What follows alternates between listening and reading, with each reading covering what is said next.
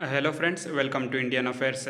ಇತ್ತೀಚೆಗೆ ಸ್ವೀಡನ್ನ ಪ್ರತಿಷ್ಠಿತ ಸಂಸ್ಥೆಯಾದ ಸಿಪ್ರಿ ಅಂದರೆ Stockholm international peace research institution ಜಗತ್ತಿನ ನ್ಯೂಕ್ಲಿಯರ್ ವೆಪನ್ಗಳ ಬಗ್ಗೆ ಒಂದು ವರದಿಯನ್ನು ಜಾರಿ ಮಾಡಿದೆ.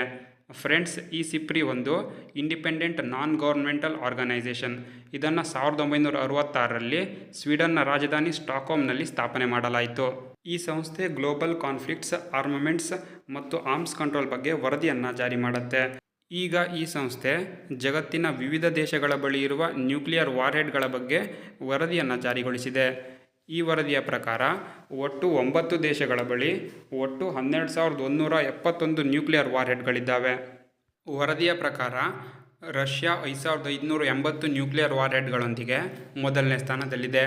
America 5,044, China 500, France 290, UK 225, Bharat 172, Pakistan 170, Israel 90 ಮತ್ತು ನಾರ್ತ್ ಕೊರಿಯಾ 50 ನ್ಯೂಕ್ಲಿಯರ್ ವಾರ್ಹೆಡ್ಗಳನ್ನು ಹೊಂದಿದ್ದಾವೆ.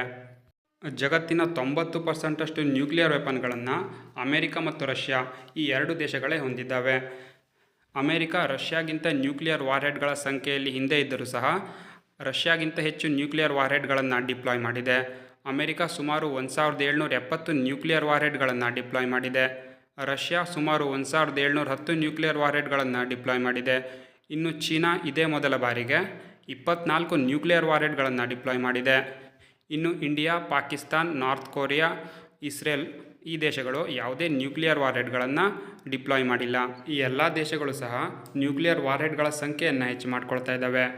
ಭಾರತದ ನ್ಯೂಕ್ಲಿಯರ್ ಹೆಡ್ಗಳ ಸಂಖ್ಯೆ ಕೂಡ 164ರಿಂದ 172ಕ್ಕೆ ಹೆಚ್ಚಾಗಿದೆ. ಇದರಿಂದ ಭಾರತ ನ್ಯೂಕ್ಲಿಯರ್ ವಾರ್ಹೆಡ್ಗಳ ಸಂಖ್ಯೆಯಲ್ಲಿ ಪಾಕಿಸ್ತಾನವನ್ನು ಹಿಂದೆ ಹಾಕಿದೆ. 2023ರ ವರದಿಯಲ್ಲಿ ಭಾರತದ ಬಳಿ 164 ನ್ಯೂಕ್ಲಿಯರ್ ವಾರ್ಹೆಡ್ಗಳಿದ್ದವು, ಆದರೆ ಪಾಕಿಸ್ತಾನದ ಬಳಿ 170 ನ್ಯೂಕ್ಲಿಯರ್ ವಾರ್ಹೆಡ್ಗಳಿದ್ದವು.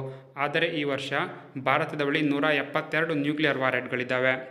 ಚೀನಾದ ನ್ಯೂಕ್ಲಿಯರ್ ವಾರ್ಹೆಡ್ಗಳ ಸಂಖ್ಯೆ ಕೂಡ ಒಂದು ವರ್ಷದಲ್ಲಿ 410ರಿಂದ 500ಕ್ಕೆ ಹೆಚ್ಚಾಗಿದೆ. ಫ್ರೆಂಡ್ಸ್, ವಿಡಿಯೋ ಇಷ್ಟ ಆದರೆ ಲೈಕ್ ಮಾಡಿ, ಕಮೆಂಟ್ ಮಾಡಿ, ಹಾಗೆ ಶೇರ್ ಮಾಡಿ.